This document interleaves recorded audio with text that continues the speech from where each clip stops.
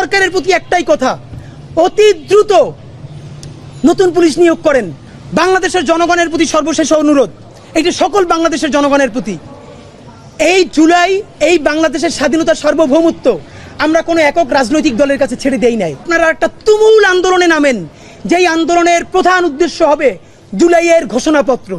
জুলাইয়ের ঘোষণাপত্র সংবিধানের তফসিলি দিলে হবে না, এটা সংবিধানের প্রস্তাবনায় রাখতে হবে।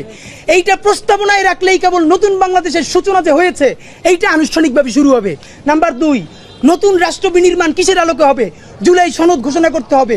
নাম্বার 3, ফ্যাসিবাদী বাকশালী সংবিধানকে বিলুপ্ত করে নতুন সংসদে নতুন সংবিধান তৈরি করতে হবে এবং রাষ্ট্র কাঠামোর মধ্যে যেই যেই জিনিসগুলো ফ্যাসিবাদী রাষ্ট্র কাঠামো করে রেখেছে, আমলাতন্ত্র, পুলিশ, এটাকে সম্পূর্ণ ভেঙে নতুন বাংলাদেশে আমাদের নতুন রাষ্ট্রযন্ত্র কায়েম করতে হবে।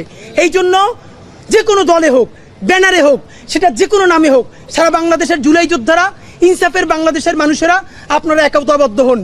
এই জুলাইকে, এই দেশের স্বাধীনতা সার্বভৌমত্বকে কোনো একক দলের কাছে, না বিএনপি, না জামাত, না এনসিপি, আমরা কারো কাছে বরকা দেই নাই। এই দেশের মালিক বাংলাদেশের জনগণ, এই স্বাধীনতা সার্বভৌমত্ব আমরা টিকিয়ে রাখবো।